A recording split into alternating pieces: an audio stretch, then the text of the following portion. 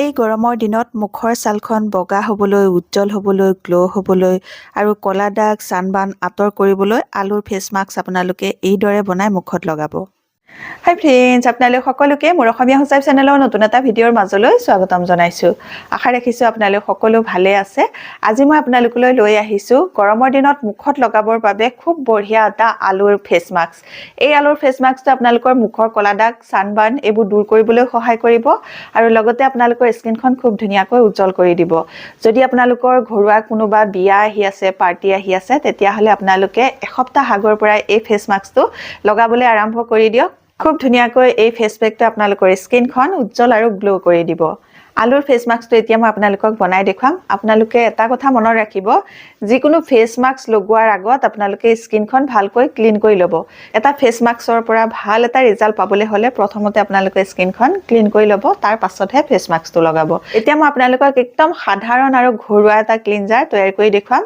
এইখিনিতে আপোনালোকলৈ এটা ৰিকুৱেষ্ট আছে, আপোনালোকে যদি আজিৰ এই ভিডিঅ'টো ভাল পায়, ভিডিঅ'টোত এটা লাইক কৰি দিব আৰু এতিয়ালৈকে যদি মোৰ অসমীয়া সূচাইব চেনেলটো আপোনালোকে ছাবস্ক্ৰাইব কৰি লোৱাই নাই, তেতিয়াহ'লে সোনকালে ছাবস্ক্ৰাইব কৰি ল'ব আৰু ওচৰতে থকা বেল আইকনটো আপোনালোকে প্ৰেছ কৰিবলৈ নাপাহৰিব। সেইটো প্ৰেছ কৰি দিলেহে মোৰ আহিবলগীয়া সকলোবোৰ ভিডিঅ' নটিফিকেশ্যন আপোনালোকলৈ সোনকালে যাব আৰু তেতিয়া সোনকালে মোৰ ভিডিঅ'বোৰ আপোনালোকে চাবলৈ পাব। ফেচ মাস্কটো লগোৱাৰ আগত এটা সাধাৰণ ঘৰুৱা ক্লিনজাৰে মই মোৰ স্কিনখন ক্লিন কৰি ল'ম। আপোনালোকে সেই ক্লিনজাৰটোৱে স্কিনখন ভালকৈ ক্লিন কৰি ল'ব পাৰিব। এতিয়া সেই ক্লিনজাৰটোনো কি চাওঁ আহক। এতিয়া এই ক্লিনজাৰটো তৈয়াৰ কৰিবৰ কাৰণে প্ৰথমে ল'লোঁ মই এয়া কেঁচা গাখীৰ 2 চামুচৰ জোখাৰে। কেঁচা গাখীৰ আমাৰ স্কিনৰ বাবে এটা খুব ভাল নেচাৰেল ক্লিনজাৰ হয়। এই গাখীৰত থকা লেক্টিক এচিড, প্ৰটিন আৰু ভিটামিনে স্কিনৰ মৃত ছালবোৰ আঁতৰাই স্কিনখন নেচাৰেল গ্ল' আনিব পাৰে। আৰু তাতে মই মিক্স কৰিলোঁ 1 চামুচৰ জোখাৰে মৌ। দুইটা বস্তু মিক্স কৰাৰ পাছত এইটো এটা ভাল ক্লিনজাৰ তৈয়াৰ হৈ গ'ল। এইটোৱে হ'ল এটা সাধাৰণ ঘৰুৱা ক্লিনজাৰ। একদম সহজে আপোনালোকে আপোনালোকৰ স্কিনখন নেচাৰেলি ক্লিন কৰিব পাৰিব। এতিয়া মই ক্লিন কৰি ল'ম, তাৰ কাৰণে এটুকুৰা কপাহ আনিছোঁ। এই কপাহ টুকুৰা ইয়াতে তিয়াই ল'ম।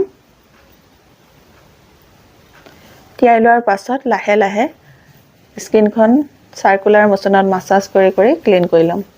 গৰমৰ দিনত আপোনালোকে এনেকৈ কেঁচা গাখীৰে স্কিনখন ক্লিন কৰি চাবচোন। স্কিনখনত খুব ধুনীয়া এটা ঠাণ্ডা অনুভৱ হ'ব আৰু লগতে আপোনালোকৰ স্কিনখনো খুব ভালকৈ ডিপ ক্লিন কৰিবলৈ সহায় কৰিব। বহুত বয়সলৈ যদি আমি আমাৰ স্কিনখন ভালকৈ ৰাখিব বিচাৰোঁ, তেতিয়াহ'লে সদায় আমি নেচাৰেলি স্কিন কেয়াৰ কৰিব লাগে। নেচাৰেলি স্কিন কেয়াৰ কৰিলে বয়স বাঢ়ি আহিলেও স্কিনখন ধুনীয়া হৈ থাকিব। এইদৰে আপোনালোকে 2 পৰা 3 মিনিট এনেকৈ স্কিনখন মাছাজ কৰি ক্লিন কৰি ল'ব। ক্লিন হোৱাৰ পাছত এতিয়া মই এখন ভিজা ৰুমাল লৈ ভালকৈ মুখখন মুচি পেলাম। এতিয়া ক্লিন কৰি লোৱাৰ পাছত আলুৰ ফেচ মাস্কটো আপোনালোকক বনাই দেখুৱাম। কেনেকৈ বনাওঁ চাওঁ বলক।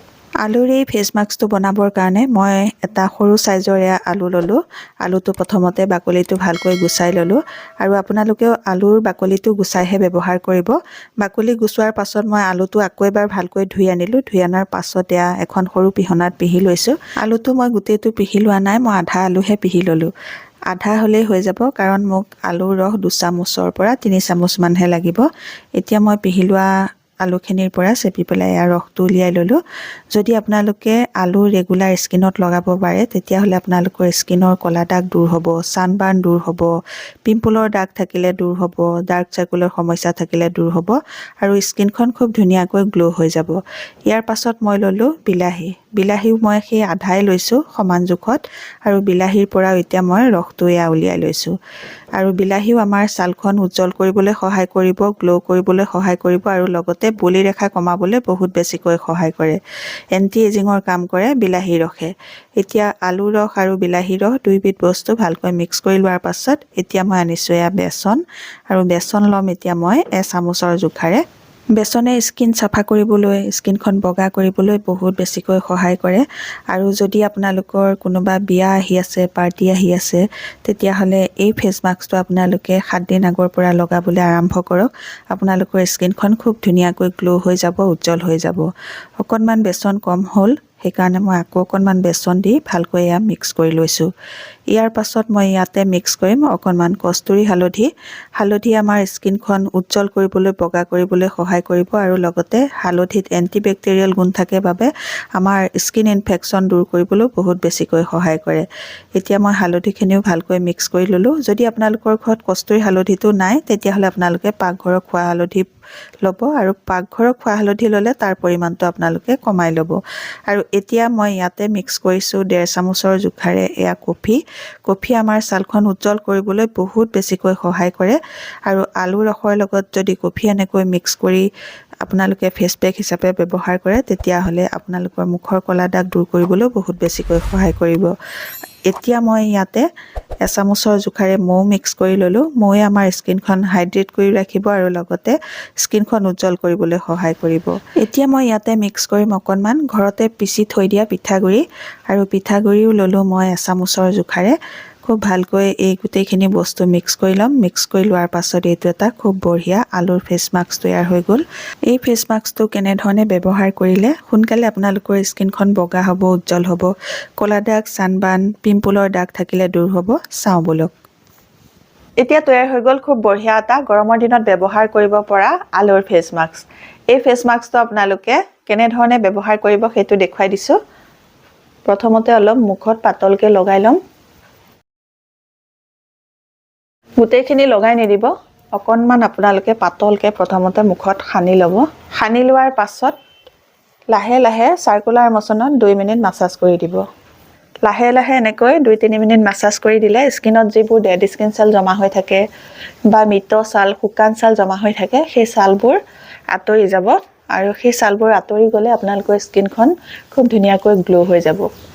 মুখৰ পৰা ডিঙিলৈকে আপোনালোকে মাছাজ কৰোঁতে ভালকৈ মাছাজ কৰিব আৰু এই ফেচ মাস্কটো আপোনালোকে সপ্তাহত 2 পৰা 3 দিনকৈ লগাব পাৰিব।